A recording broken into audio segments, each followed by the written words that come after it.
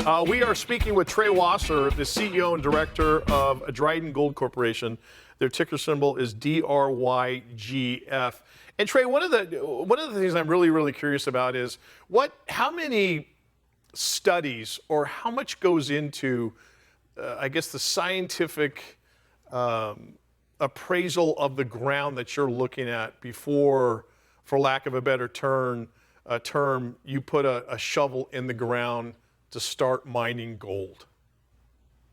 Well, actually, the work that is done prior to even putting a drill hole in the ground to start, that's how we explore, is with a small core drill for the most part, pulls out a piece of rock, that's as deep as you want to go. Okay. But we do quite a bit of studies. We do geophysical work similar to the oil business, studying the geophysics. We also do chemical analysis of the ground, taking ground samples, and a lot of structural work on the structural geology to figure out exactly where we want to drill. And then once we start doing that drilling, we actually log every meter of core. So that means that they look at that core, they lay it all out on a table, the whole drill hole, they log it for the different kinds of rock that they're going through and where the mineralization is and what's going on. So that every time we drill, we're kind of tracking it because it can dip and sway and the gold doesn't always stay in one place. It's come up through cracks in the ground during volcanic events and filled in, and so it's pretty tricky. So Trey, you were talking about that area of DryDen, and I'm reading, it's called it is a stable jurisdiction. Is that the right term? And why is that important in what you're doing? Well, first of all, Ontario and Quebec, Canada is known for mining. And there's a lot of tax benefits for investors who invest in in early exploration or any exploration really in Canada, especially very good benefits. We also get grants from the government up there, not big ones, but give you an idea that they're very supportive. And so it's important from that standpoint that they make it easy there for permitting and exploration. But it's also important when you find the gold that you be in a safe place. What we're seeing going on in the world today in places like Mali in Africa, Barrick Gold, one of the largest gold producers, they had their biggest mine nationalized and taken away from them last year. And a lot of gold taken so I guess when things get tough out there, that's when gold goes up.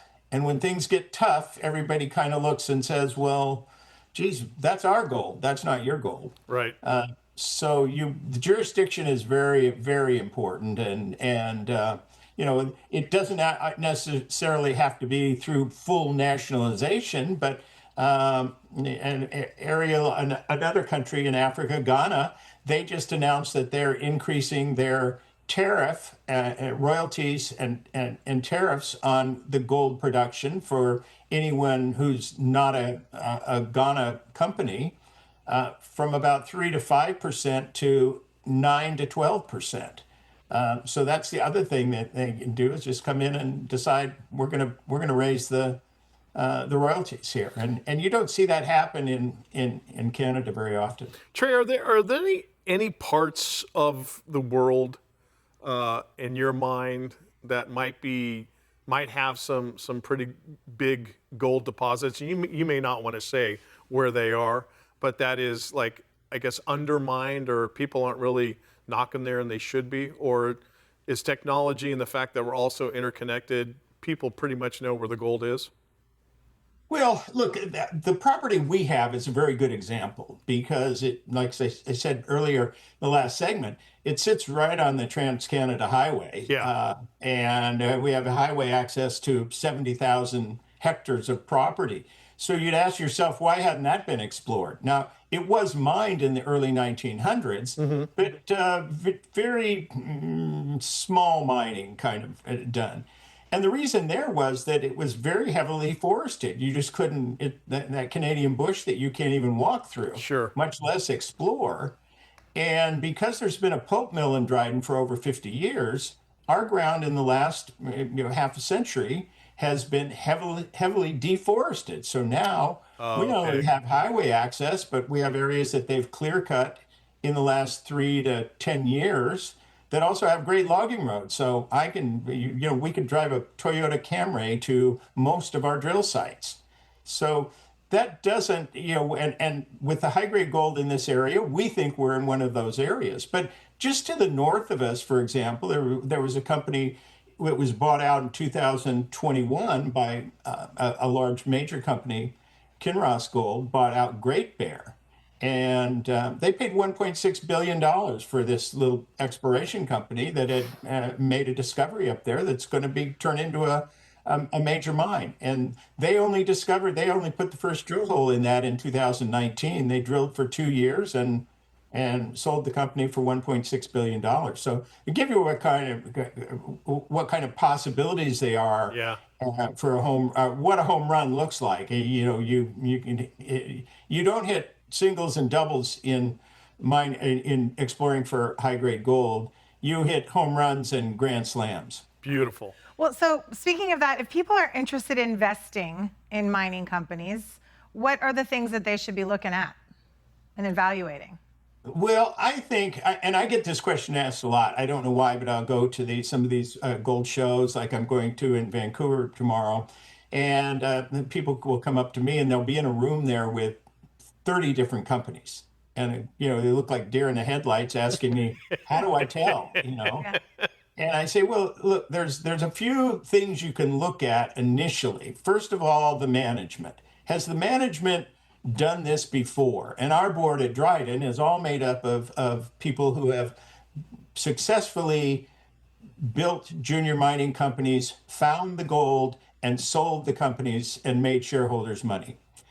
The second thing to look at is the shareholder list. You can look at the shareholders who have invested, and in our case, we have a who's who of some of the biggest gold investors, the best known names, some of the largest funds, and most importantly, we have strategic investments to both Alamos Gold, which is a large Canadian gold producer, and Centerra Gold, which is an international company, have both looked at our team and our property and made 10% investments, strategic investments. So that's another thing that's very important. And you can kind of look at those things. If somebody's got a really good property in this market, Right.